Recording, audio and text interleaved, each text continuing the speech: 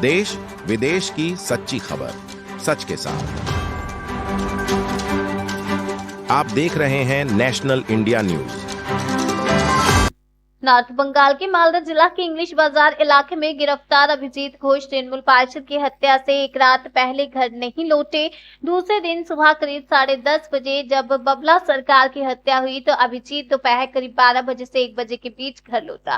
घर वालों का दावा है कि घर लौटने के बाद भी उसके व्यवहार में कोई बदलाव नहीं आया। अभिजीत तृणमूल पार्षद की हत्या घर के लोग कर सकते हैं जो मानने से इनकार करेंगे।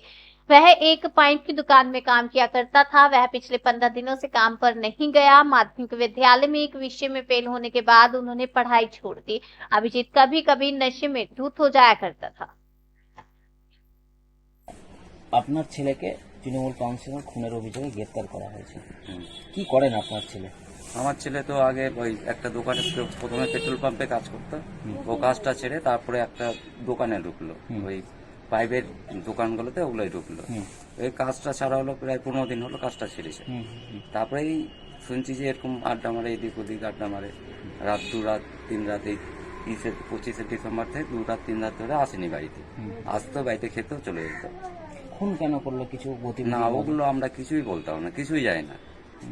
ও কোন বন্ধুর সাথে মিশে না মিশে আমি কিছুই বলতাম না। ওনার গতিবিধিতে কোনো ওই স্বভাব আচরণ না, ওগুলো কিছু এখন অব্দি আমি পাইনি। ঠিক আছে, আপনি ভাবতে পেরেছিলেন যে না ভাবতে আমরা তো কেউ ভাবতে পারিনি। অনুমান করছি আমরা টাকার বিনিময়ে টাকার বিনিময়ে ওই মার কাছে 5 টাকা 10 টাকা চাই। এই কদিন ধরে আমার কাছে বলছে মা 5 টাকা দাও 10 টাকা দাও।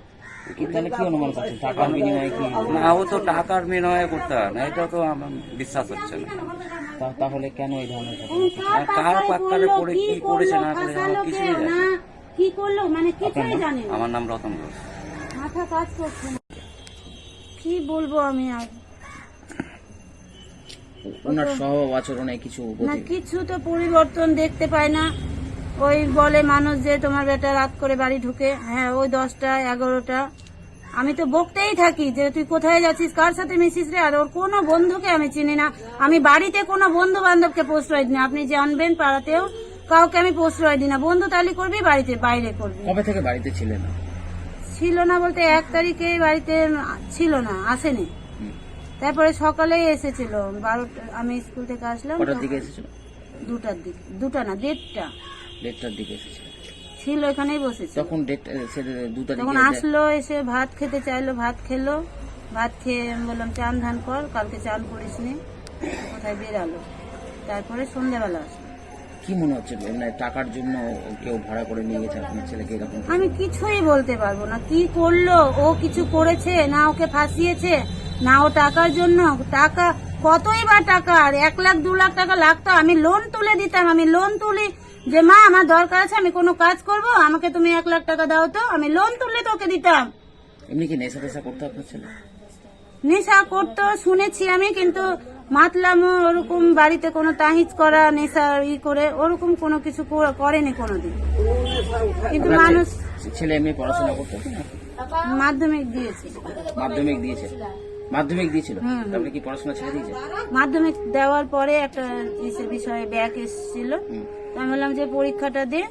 তারপরে আমার ছোট ছেলেটা ওরকম হয়ে গেল, মানে একটা অ্যাক্সিডেন্টে ওরও অপারেশন হলো। আর ওর বাবার তার আগে ওর বাবা একটু অসুস্থ, ওর আগুন লেগে গেছিল শরীরে, তো ঠিকঠাক কাজ করতে পারতো না।